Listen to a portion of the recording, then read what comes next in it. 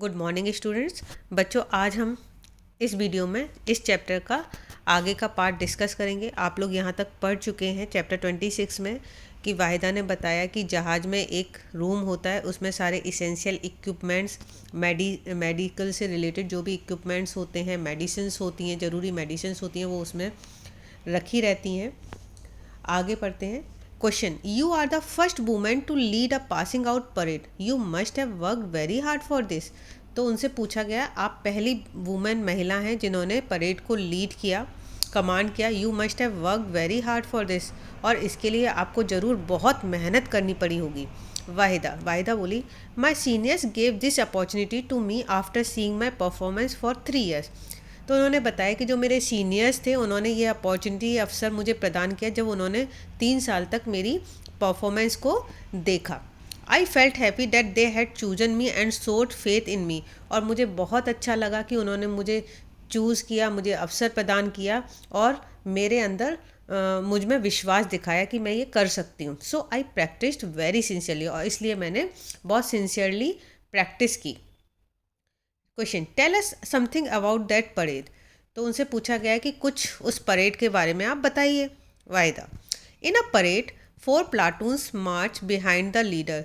तो जो परेड होती है उसमें लीडर के पीछे 4 प्लाटून्स होते हैं, 4 टुकड़ियाँ होती हैं।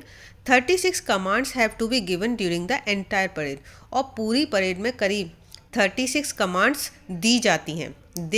These must be given in a very loud voice that it is heard till the rear. और ये जो कमांड बहुत तेज़ आवाज़ में देनी होती हैं, जिससे कि लास्ट की जो प्लाटून होते हैं उसके पीछे सबसे लास्ट वाली प्लाटून भी आवाज़ लीडर की सुन सके।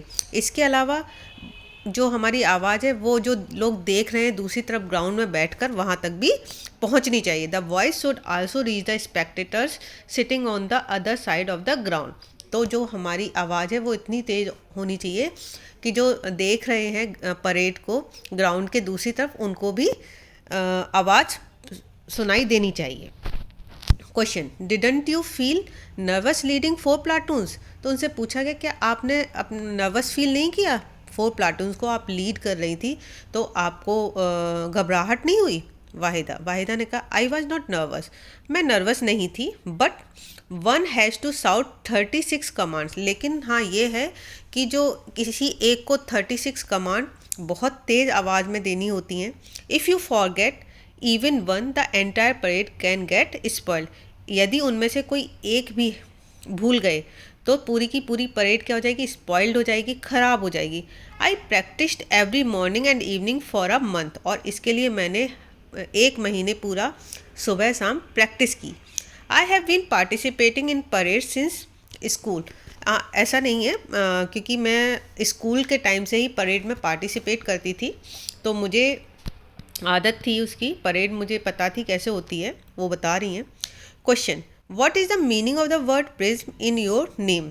तो उनसे पूछा गया है कि जो आपके नाम में प्रिज्म जुड़ा हुआ है उसका क्या मीनिंग है। Waheeda, my father gave this name to me. तो वाहिदा ने बताया कि ये जो प्रिज्म है वो प्रिज्म मेरे फादर ने मुझे नाम दिया था। अब prism is a kind of glass which reflect 7 colours. Prism जो होता है एक ग्लास होता है, एक प्रकार का ग्लास होता है, कांच होता है, जो कि 7 कलर्स को रिफ्लेक्ट करता है।